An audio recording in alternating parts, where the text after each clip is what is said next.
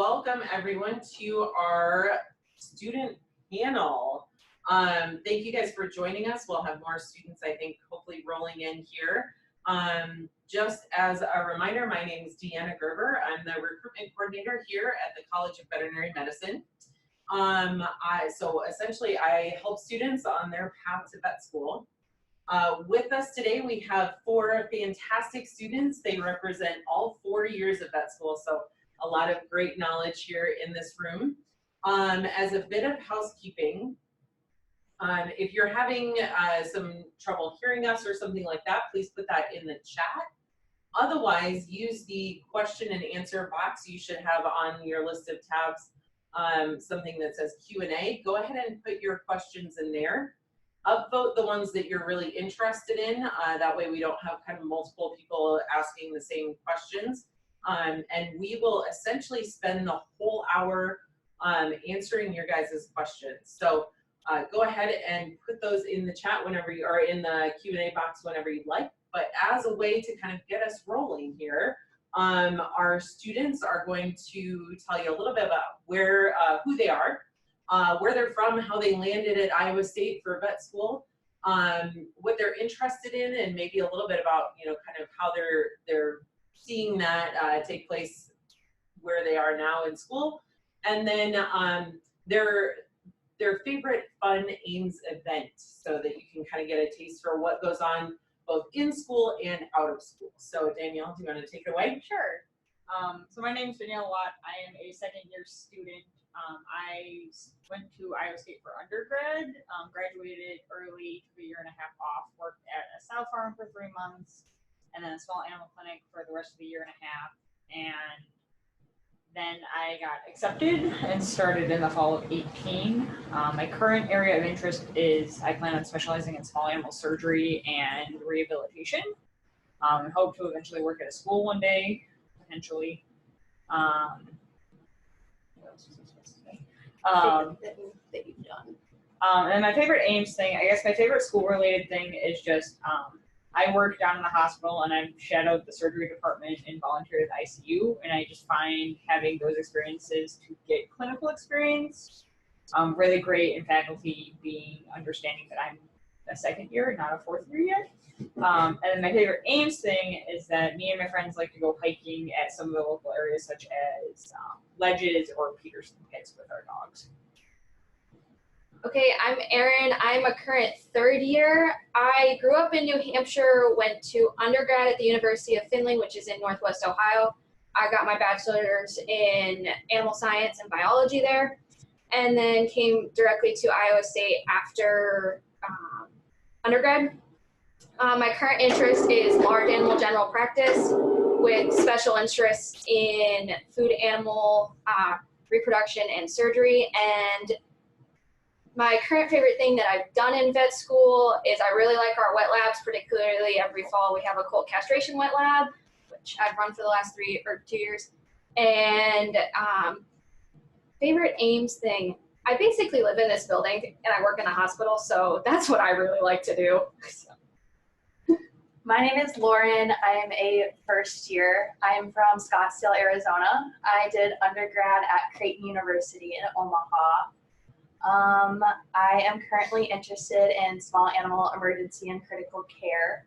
My favorite vet school thing so far is I really like how supportive everybody is in terms of like wanting to help you. Like your professors are really patient and stuff, and I really appreciate that. And my favorite Ames thing is probably Iowa State football. I'm Austin. I am a 4th year student. So I come from, I grew up on a dairy farm actually in a little town called Kelmer, Iowa, the very northeast corner of the state of Iowa. Did my undergrad at Augustana University in Sioux Falls, South Dakota. I guess my career objectives is I'll be joining a mixed animal practice, primarily focused on bovine, primarily beef cattle, cow-calf, and feedlot. Probably the favorite thing I've done in vet school is I've been very fortunate to be able to attend lots of various conferences. So I've been to SABMA, few others. So AABP is probably my favorite one. So AABP is American Association of Bovine Practitioners. And kind of stemming from that, I've made a lot of friends from other vet schools, particularly a group from Oklahoma State. Me and a couple friends have gotten to be really close friends with them. And so we actually went to Stillwater for the Iowa State-Oklahoma State football game a couple years ago. So that was probably the favorite thing I've done out of vet school, is going on that trip for that football game. Very cool. Okay, thank you guys. So it looks like we're still waiting for questions to roll in on our Q&A board. But could you guys talk a little bit about what a typical day looks like for your year currently? So Austin, what does fourth year look like?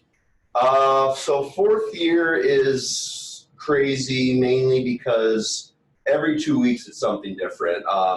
So, we did 3 years of the in-classroom stuff. Now we're into the clinics, and we do everything on 2-week rotations. So depending on your rotation, it can vastly differ in what you're doing on that particular day. So right now I'm on small ruminant medicine. So today we toured a couple dairy goat farms, and that's what we did today. And we'll have some lectures tomorrow and stuff like that. Contrast that to when I was on ICU. So ICU is a little bit different, where you do it for a month straight. You do 2 weeks of night shift, 2 weeks of day shift. So when I was on nights, you go in at 8 o'clock at night and you get off at 8 o'clock that next morning, and then 8 a.m. to 8 p.m. when you're on days. Taking care of all the animals that are in the ICU in the teaching hospital, and we are in a 24-hour emergency hospital. So at any point in the night, you may hear a triage and go running towards the front and figure out what's wrong with this animal that you may have no idea, didn't have an appointment, and you got to figure it out. Other days, on more intense rotations, internal medicine's a great example. Show up for treatments in the morning at 6, 7 o'clock usually. See appointments, do whatever else you need to do. Treatments at night. I had a lot of 14, 16, 18-hour days on medicine, but that's the outliers. Most rotations, it's going to be kind of an 8 to 5 thing in most cases. So at this point, it's kind of like a job. You do have some of those more intense ones, like medicine and ICU. You're going to be working some very long hours. As a first year student, you're in class pretty much 8 to 5. Wednesdays we start at 9, so that's nice, but it's pretty much in your mornings. We have typical 50-minute classes, 10 minutes in between, and then this semester particularly, I'm in a lab every afternoon. So Mondays it's neuroanatomy, Tuesday, Thursday, Friday it's anatomy, and there's another one in there too, but it's a lot of time in the classroom. So it makes us have to be extra productive outside of class because there's not a lot of time outside of class. Well, it does get better when you get to third year. You get more time. We're generally most days done by noon or early afternoon, unless you've got electives, which things like equine lameness, cattle palpation, those ones are like 4-hour elective once a week. In the fall, you have junior surgery. So you're on surgery either Monday, Wednesday, or Friday, and then you're in a group of 3. So every other week you rotate between surgery and community outreach. When you're on community outreach, you're responsible for doing all the preoperative blood work, physical exams, fecal analysis, all that sort, urinalysis, all that sort of stuff to get the animals ready for surgery for the next group of students. So then when you're on surgery, you receive from the community outreach group and you rotate with your group mates between being lead surgeon, assistant surgeon, and anesthetist. And so you get in on 6 surgeries every semester, or well, not every semester, that semester. So third year does get better. It's more fun. It's more clinical, I think. So. Yeah, second year is a good mix. Well, I call it a good mix between first year and second year. So starting first semester, it's very much like the first year schedule where you're in class from about 8 to 5 in the afternoons. I would have 2 separate 2-hour labs in the afternoon, being microbiology, pathology, parasitology, surgery lab. And then this current semester, our class is done at about 2 or 3 every day, and we start at 8 or 9 a couple of different days. We're kind of transitioning into that third year role that Erin was just talking about, where it's a lot more, like we're learning how to read blood work. We're learning about spays and neuters and how we're going to do that in the fall for third year. We're learning about, you're kind of getting away from the fundamentals of anatomy, histology, and you're learning more how to apply it. Great, very cool. Okay, so thank you. This next question from Shannon lets you guys brag about your pets a little bit. So can you talk about if you own pets, you know, how do you handle that? You know, how do you kind of manage your time, your budget, and all of that kind of stuff? So. I can start. So I know a lot of my classmates and a lot of people in different years have pets.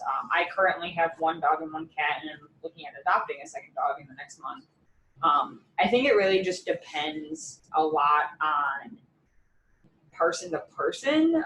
So I am kind of a homebody. So for me, when I'm done with classes, I'll go home. So I can very easily let my dogs out, go on a walk. That's my stress reliever. Versus I have some classmates that, you know, they can only focus at school. So they struggle a little bit more with trying to find that balance. Also with being in vet med, if you don't know already, we're kind of cursed where you have a lot of things go wrong with your pets.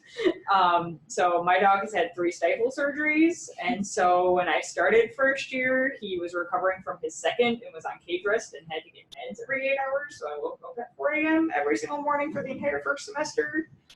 That was less than ideal, but overall, I think it's very manageable, at least from a first and second year standpoint.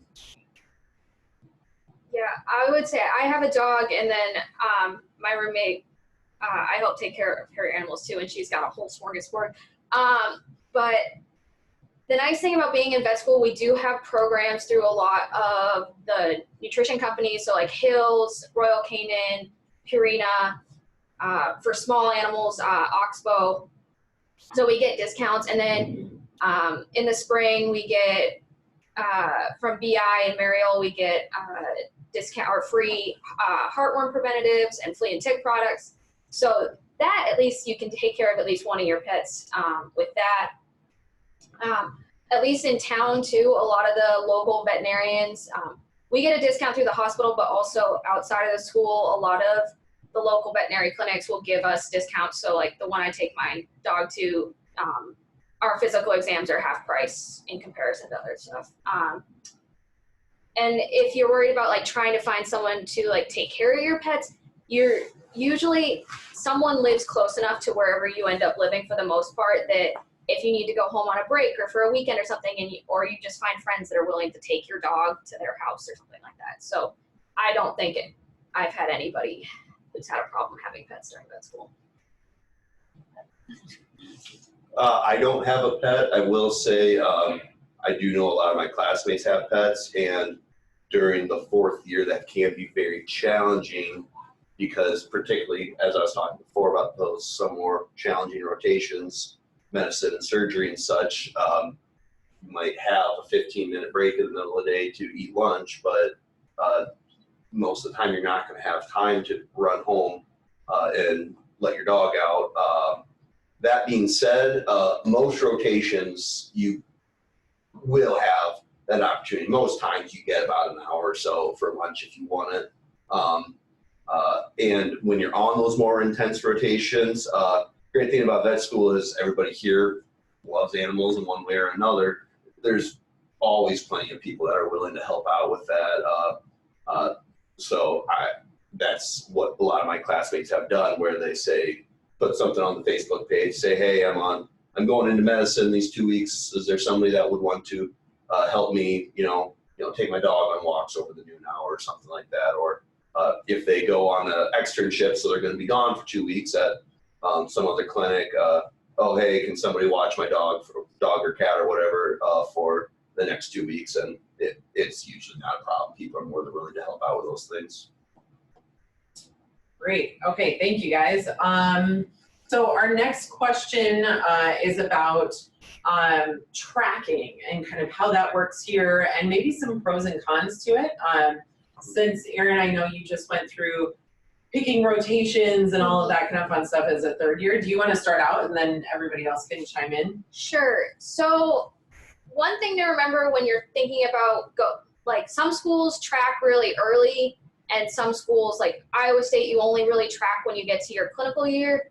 So, and even during our clinical year here, we still have to take a core rotation. It's like 20 credits, so that's 20 total weeks or something like that, right?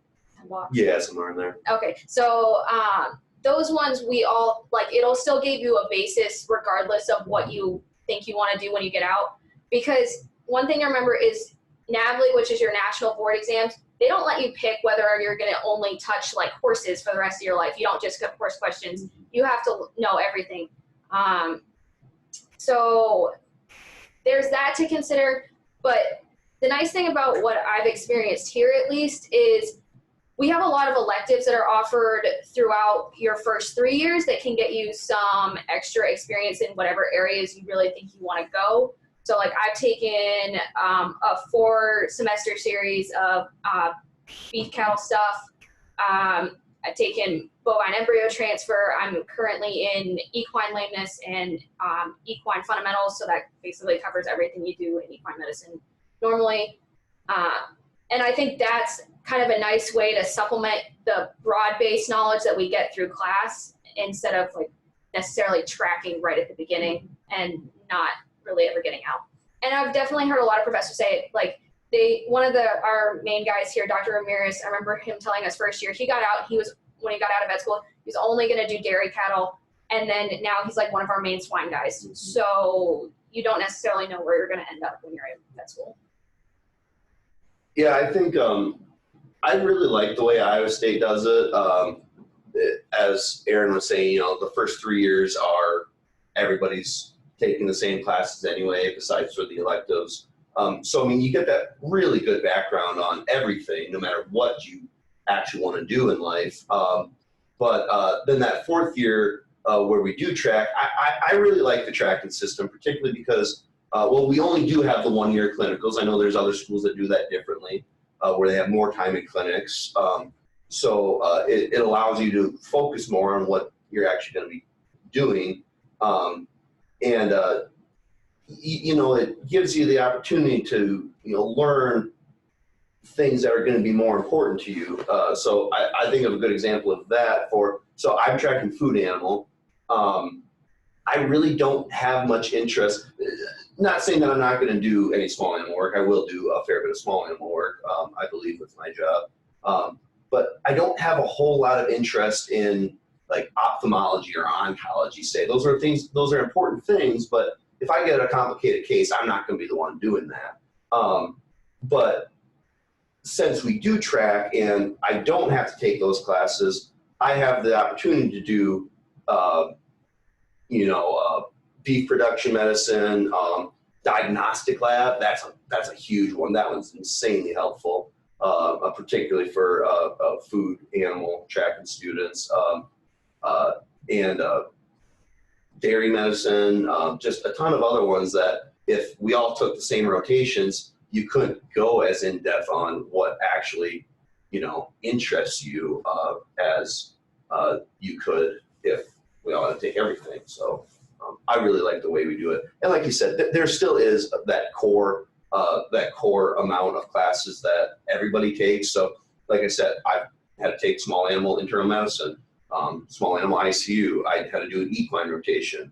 I have to do radiology, and then other people that they have to take food animal medicine. They don't, just because you're small animal doesn't mean you get out of that, So, you do get exposed to everything, but you get the opportunity to dive deep into things that really interest you. And I think going along with those lines too, with the 4th year tracking, is you can pick the extra rotations. In addition to tracking, you're allowed so many electives. You can also, there's a lot of them here at Iowa State. However, you can also go to different private practices, corporate practices, Say if you want to go do a really great neurobiology or a neuroscience rotationship, you can go to University of Wisconsin-Madison and do that. So I think it's extremely customizable to not only the general area that you want to go, but if say you're a specific, say if you're lab animal, you know, you want to work on in a certain location that's not Iowa, you can also fit those needs as well. I have a ton of friends that have gone to shelters and just crank out space and neuters for 2 weeks, you know, because most small animal practitioners, you're going to need to be able to do that on day one very efficiently. And so that's what they do. And I've heard great things from those, but you know, that's what they want to do. And so they have the opportunity to do that. From personal experience too, I grew up in suburbia, so I had never been on a farm, never experienced that. And if I had the option to track small animal, I would have. And I'm really happy I didn't, because now you're forced to have an open mind, and I've learned a lot about medicine, and I'm really, you know, I have an interest in large animal now, and I would not have believed myself if I said that a year ago. Great. Very cool. Thank you. So kind of going along with those experiences, Lauren, can you talk a little bit more about kind of the hands-on experience that you're getting in first year, and then everybody else can kind of share their experience, but do you want to start with that one? Yes. So it's definitely what you make of it. I am very involved in various clubs in our school. I'm in emergency club. I'm in small animal internal medicine club. I'm in others too, where we have wet labs that members can pay for. And a wet lab is, how would you explain it? It's like you pick kind of one piece of medicine where you kind of get to slow down, and a clinician will walk you through it. For example, we did one on tapping the chest of a dog. So we had cadavers, and we learned the process with a PowerPoint, and we got to go in and practice, you know, when the stakes are a little bit lower than in a clinic. You are also in a class your first semester called clinical skills, and it's very, very basic. You know, practicing auscultating the heart and the lungs and what sounds normal, and placing a catheter, and all the very basic stuff. So it really is what you make of it your first year. I know there are a lot of clubs for both small and large animal, though, that you get that opportunity.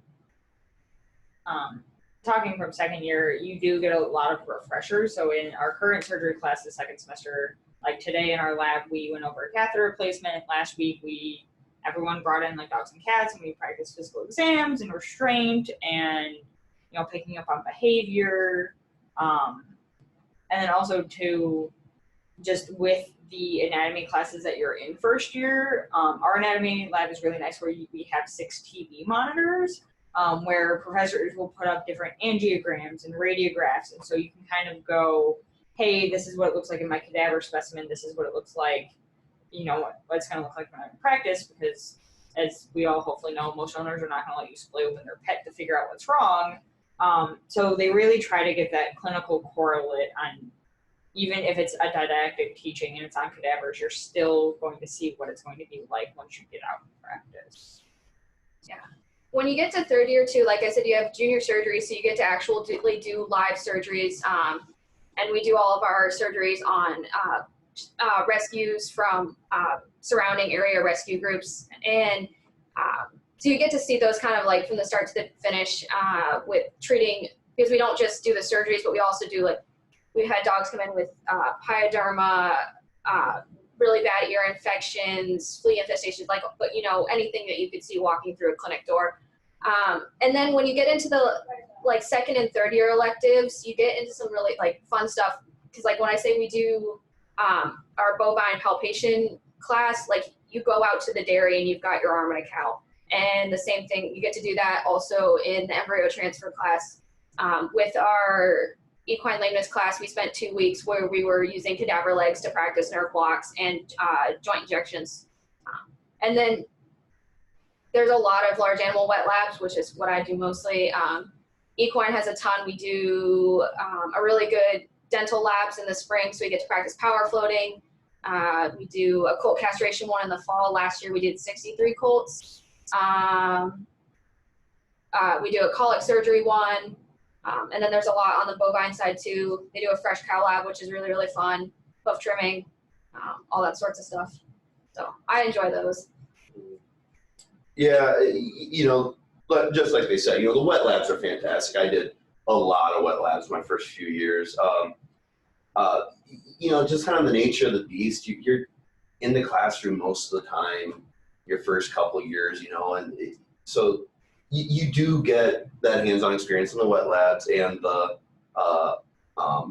other electives and whatnot that you can take. But you will get frustrated with the lack of animal touching that you get. Just pay your dues, just wait. You get to fourth year and you get it. Yeah, then it's all of a sudden not a problem anymore. On the cattle side, last week I was at a 6,000 cow dairy palpating cows all day. Trust me, we got plenty of animal contacts that day. So it's going to be frustrating for a long time. We all feel that way. Everybody gets through it, and everybody gets to the fun stuff eventually. And there are various students that also pick up jobs within the hospitals. Yep. If you are interested in, I know like our ICU department hires people, rehab and small animal equine ICU. The farms, there's a lot of people that have jobs throughout various farms and in the actual vet school hospitals to get some of that clinical correlates as well before you get in fourth year. Great. That actually brings up another good question that just got asked about jobs. So where do students work? Do they work? If you don't mind kind of sharing maybe your personal story about like, yes, I have a job and it keeps me connected to animals, or no, my job is studying or whatever. So do you guys want to talk about vet school and jobs?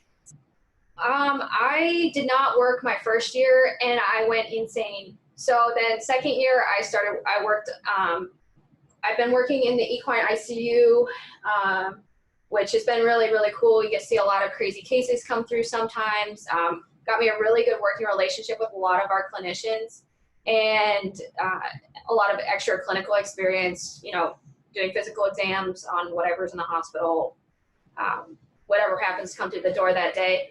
And then I also ended up getting a job for the state veterinarians down at Prairie Meadows, which is the local the racetrack down in Des Moines. So I work for the state vets down there doing Lasix administration and test barn collection. So I really like working. It helps me stay balanced.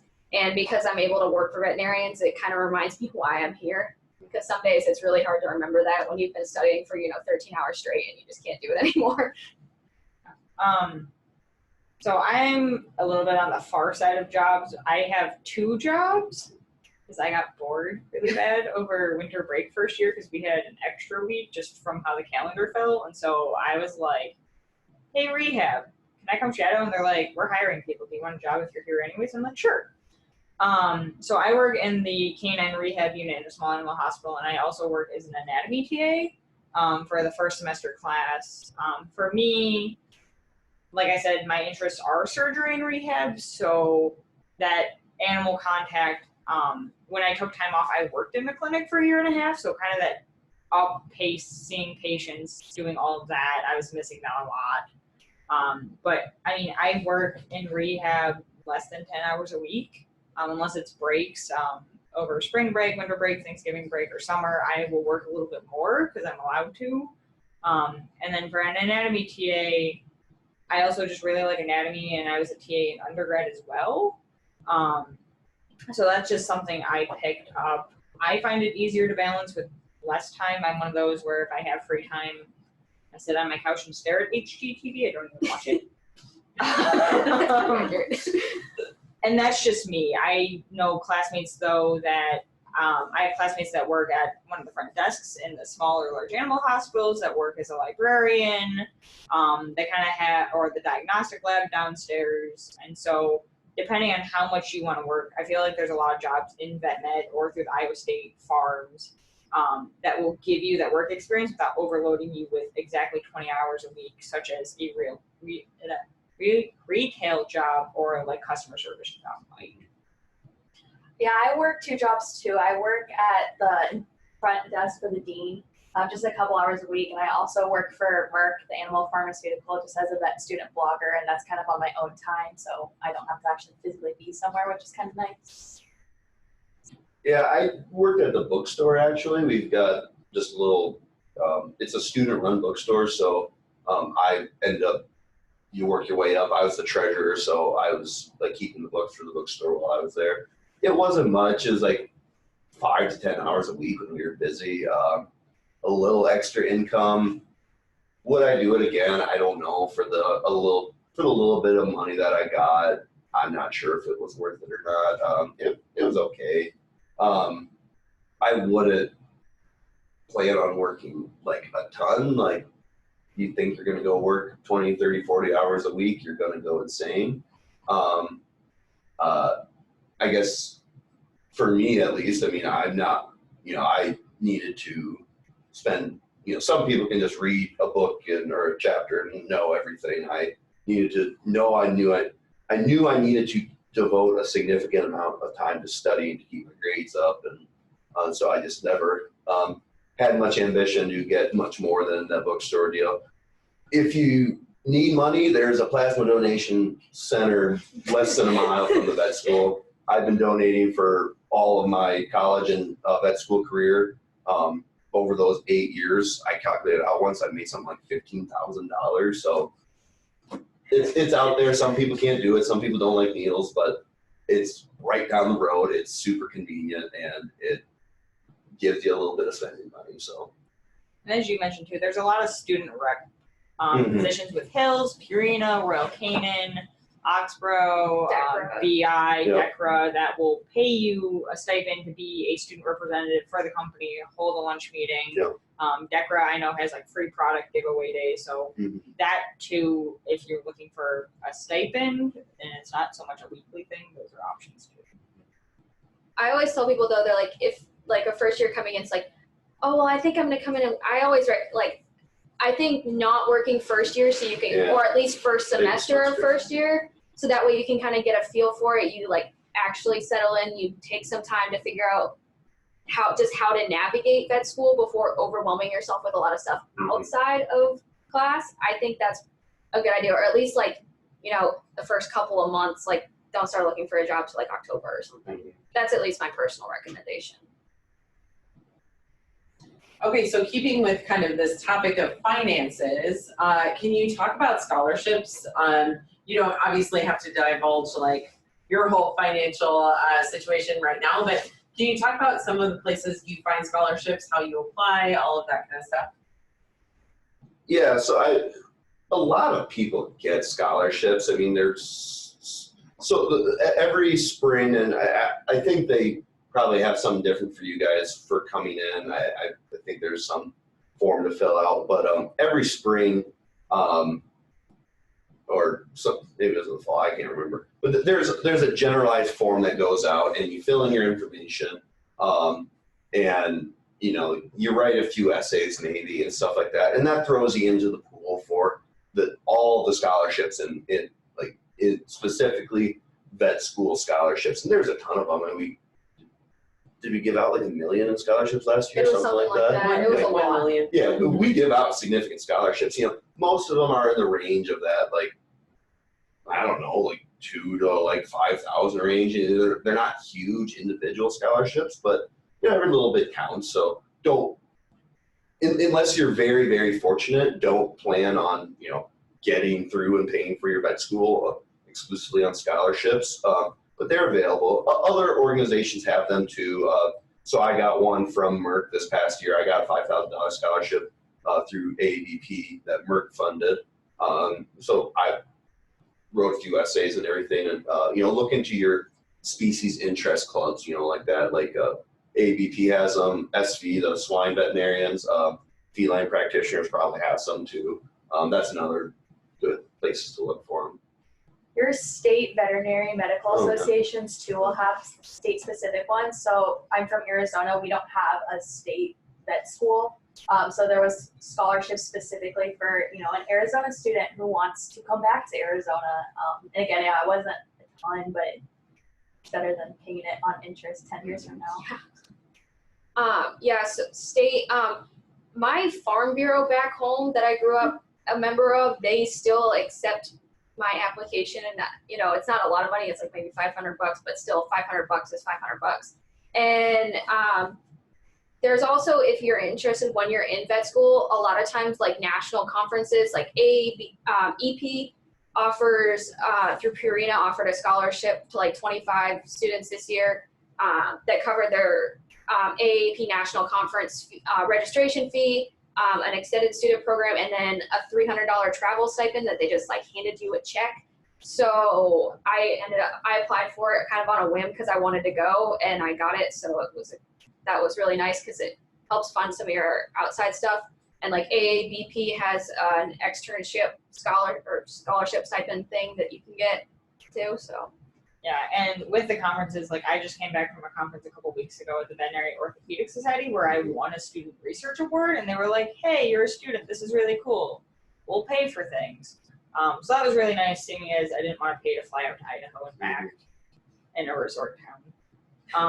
And then there's also need-based scholarships as well. I know I have one or two of those, and there's also different loan options as well.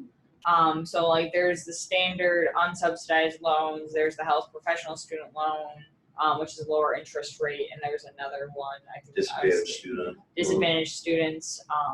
So there's a lot of other loan options in addition to scholarships that have lower interest rates, don't incur interest while you're in school, and things like that. For those, I think it's important for going forward for everybody, if you think you're going to qualify for those special loans, filling out the FAFSA on time is super important. And I think you also need like your parents' like financial information. Yeah, so just be keeping that in mind in future years. Always be on top of that FAFSA. This is a really good plug for the financial aid webinar we did about 2 weeks ago now. It is up on our YouTube channel, and they talk about that. They talk about filling out the FAFSA, the loans that are available, and scholarships as well. For you guys that might have applied this year, you actually we will use your FAFSA and your application, your vet school application, to award scholarships. So you don't have to do another form or something like that. But definitely check out our webinar recorded that's on YouTube. Okay, so we were talking actually as we were getting ready for this this webinar, that one of the questions would probably be, where do vet students live? And here it is. It's the top most upvoted question right now. So can you guys talk about where you live? Obviously, you don't have to give out your address, but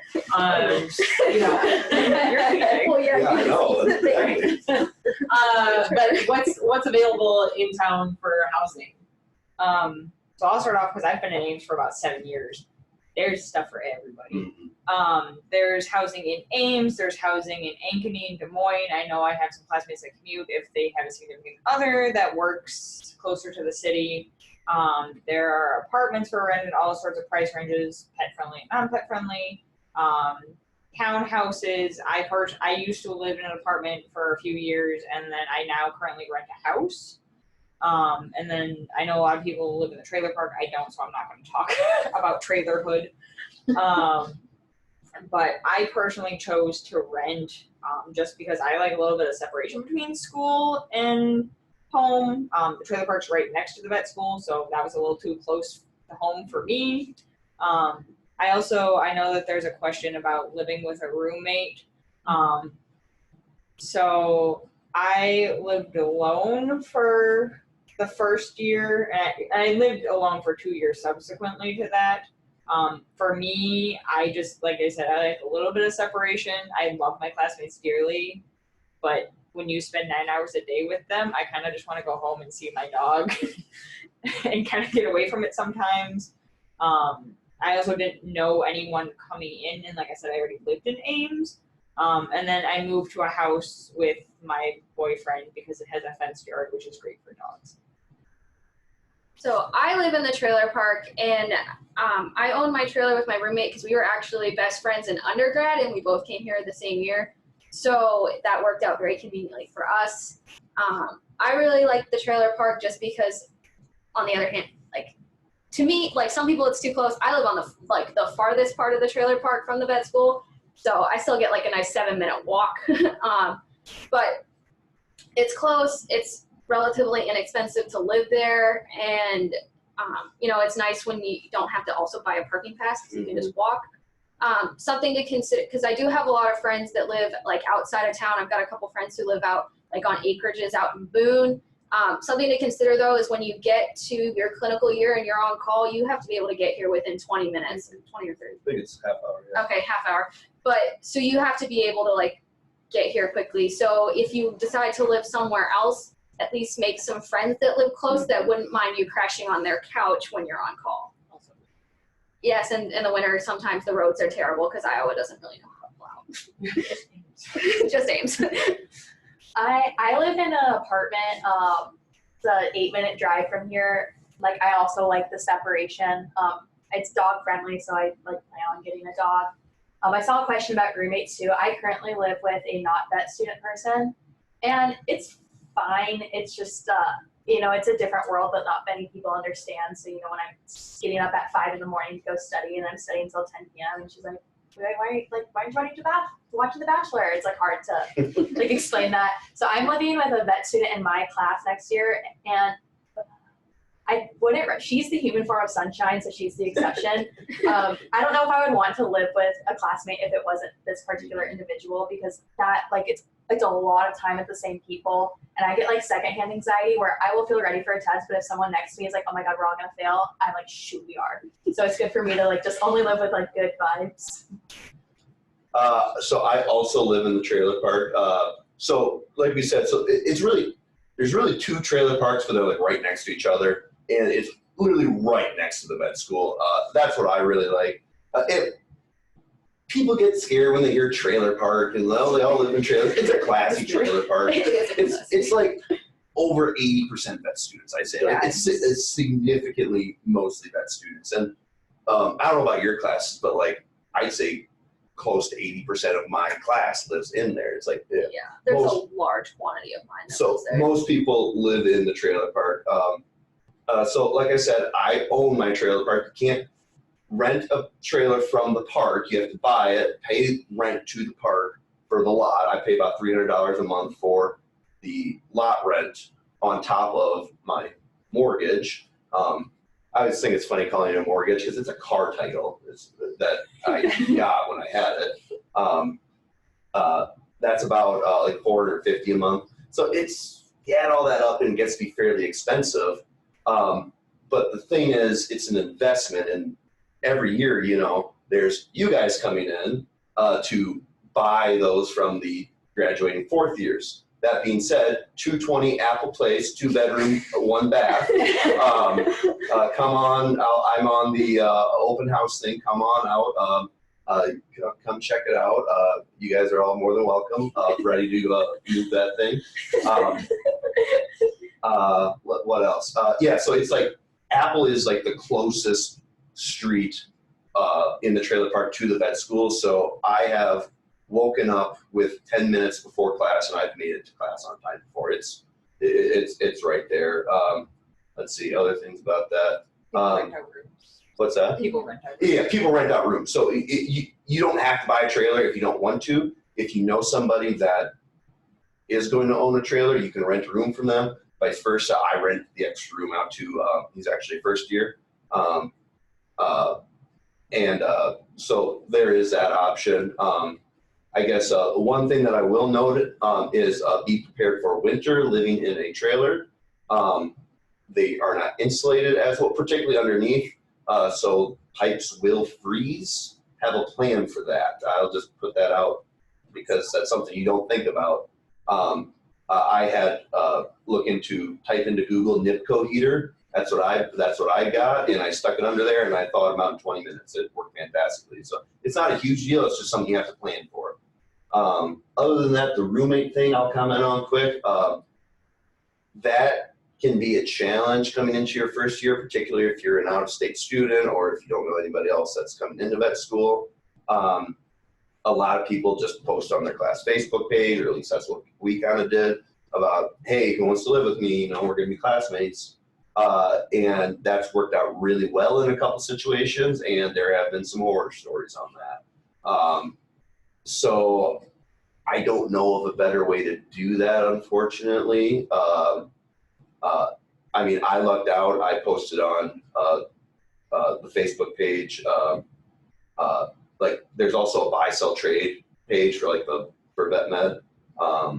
I just posted on that looking for a roommate when I bought my trailer, and I ended up getting a roommate from the class below me. She lived with me for 2 years. I didn't meet her until she moved in, and it worked out great. But yeah, that's tricky. If you're really nervous about it, I guess you could live by yourself for a year until you get kind of a friend group made and, you know, figure out who you could live with. But really isn't much of a better way to do that until you're all here. Also, on kind of the roommate front, I don't have personal like firsthand experience with this, but I've heard it from a lot of my friends. A lot of the like local apartment buildings, like I think the Grove, Copper Beach, and stuff like that, you can, if you're like coming as an individual but you don't want to pay the price of having your own place, you can put yourself in as like a single person, and then they will match you or like put you in like a scramble thing, and then you'll end up with roommates.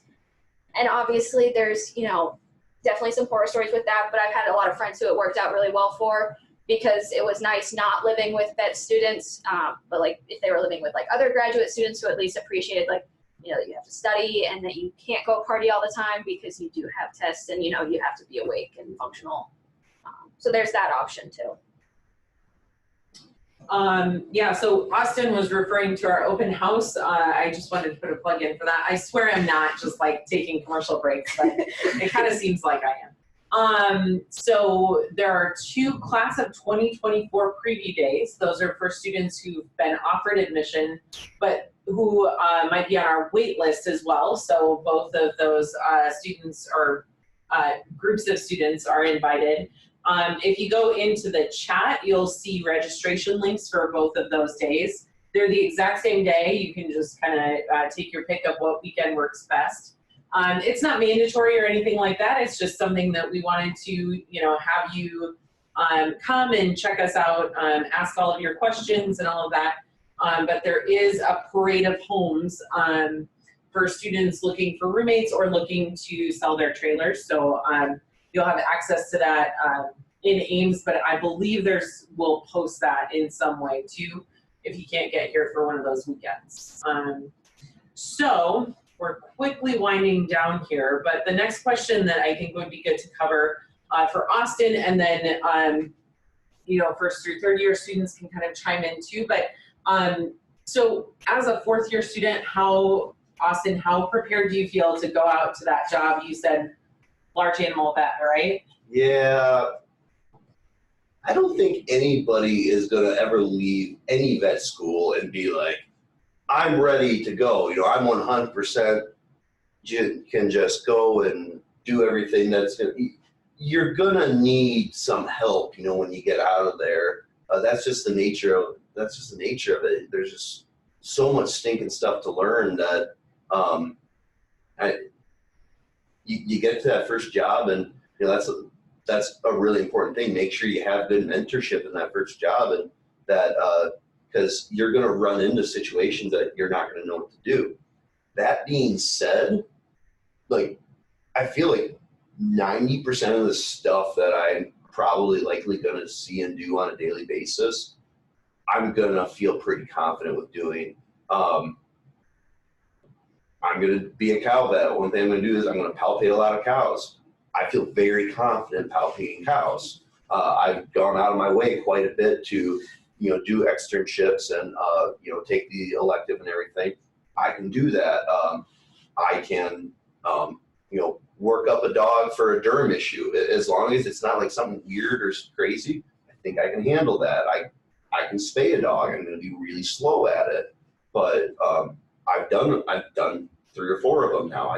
I'm pretty sure I can handle doing that. There's a big difference between, you know, being a fully, you know, independent, competent veterinarian and day one. You know, nobody's going to expect you to do, you know, the things on day one that they're going to expect you after year 5. You know, so, meeting those standards for what I think that people are going to ask me to do day one, yeah, I feel pretty good. I know, like, we all know that you're going to have to hold my hand a little bit on some of this stuff, but we're going to work through it, and we're going to be okay, and I'm going to learn, and we're going to move beyond that, and we're going to get through it all. But so yeah. I think too, one of the nice things about, because when we have a teaching hospital here, you have the opportunity to work with a lot of really, really good, skilled, more than qualified clinicians. And then they're a great resource for you after you leave here. So referring vets will call the clinicians frequently and be like, okay, I've got something presenting like this, and I just can't get, where should I look? Like, what diagnostics should I run? And then the clinicians a lot of times will give them some advice, because they see a lot here that you don't necessarily see in, a normal everyday practice. Because like even some of the stuff that they do see, like I know we had a particular case come through and it was a really rare condition, and the clinician was like, yeah, this is the second one I've ever seen in my career. So even if you've been in practice for years, you don't necessarily see everything. And like during fourth year, you're on a rotation for 2 weeks. There's no guarantee that all of the weird conditions, well, actually, there's no way all of the weird conditions you could possibly see ever will walk through that door. Oh, and with the clinicians that we have here, you're learning from board certified clinicians, so they've gone extra training beyond vet school. So like for me, who wants to specialize, after 4 years of vet school, I'll have to do a 1 year rotating internship, potentially more specialty internships, and then I'll have to do a 3 to 5 year residency and then take another giant exam at the end of it. Exams are fun. In order to be board certified. So the clinicians that we learn from starting day one in lectures of first year are extra trained in one very specific area. But I feel that we are very well trained in general practice. And as they've said, referral hospitals and specialty hospitals that work as referrals are a thing for a reason. So we're not expected to know all those little weird idiosyncratic conditions that can come in. I will say, even though I've only had literally 1 semester, I went back to work over break in an emergency practice, and they have interns, so like 4th years from other veterinary schools there.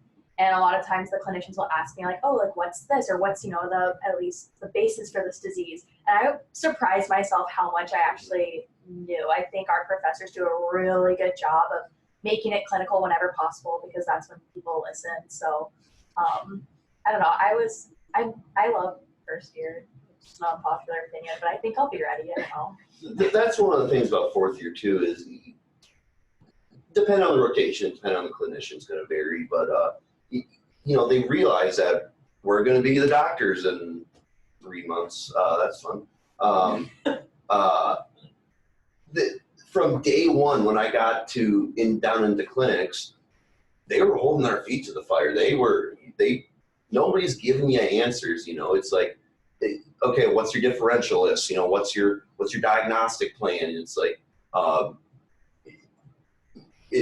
they make you do all that work. And, if you don't know something, sometimes if it's busy and they've got a lot going on, they'll just tell you.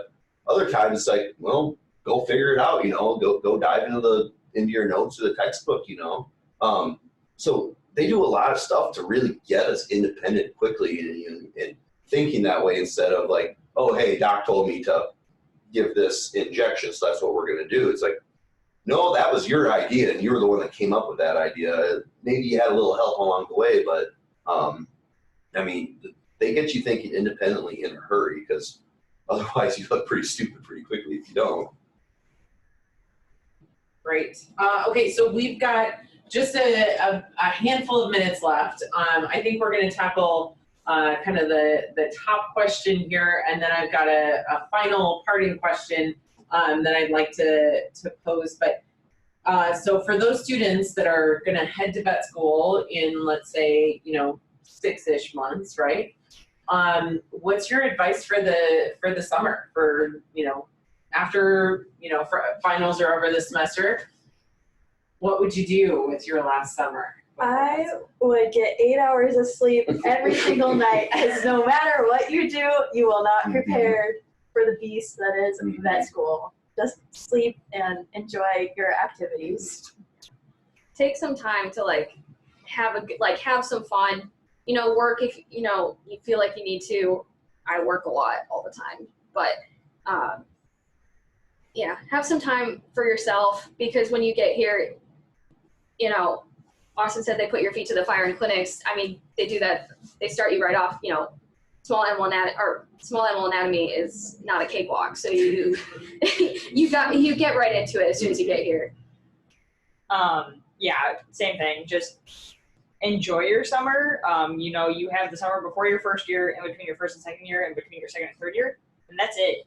That's it for probably the rest of your life. Yep. So enjoy it. And the reason I say that is, I don't know if there's a question about what's the academic rigor compared to. The way I compare it is what a singular class is in undergrad, so your reproduction classes in undergrad, is reproduction unit, which is taught in 3 weeks. And then you have 4 or 5 other units. So you hit the ground and the treadmill's going. It's a high-speed treadmill. Yes. It's not one of those self-propelled treadmills. It's professors are sitting there hitting the incline and the speed button. Please don't let that scare you.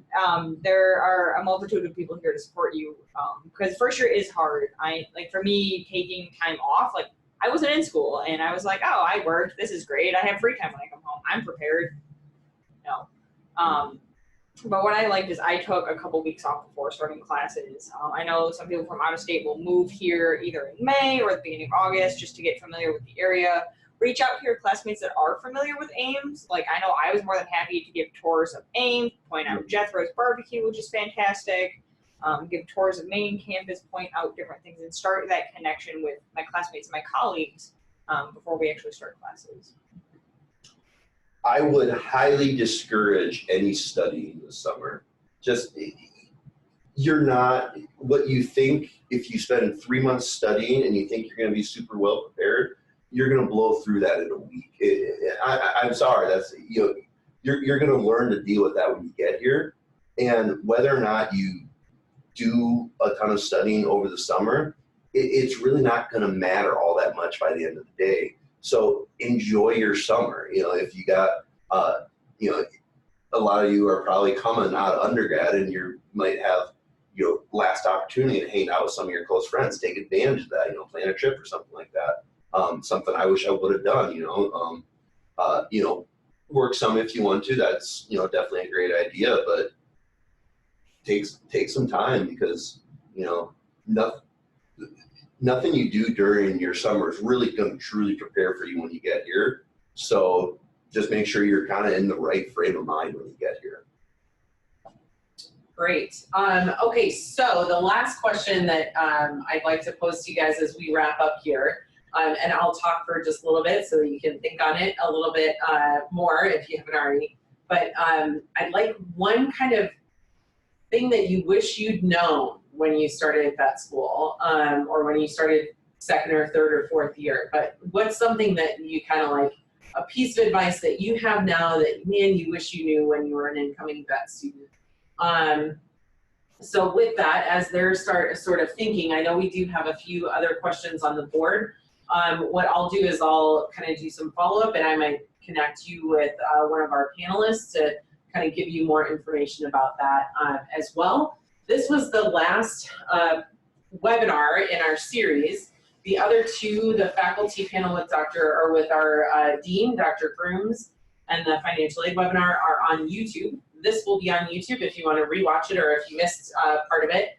Will be on YouTube tomorrow by the end of the day. I'll also send out a link. So these guys will be YouTube famous in about 24 hours.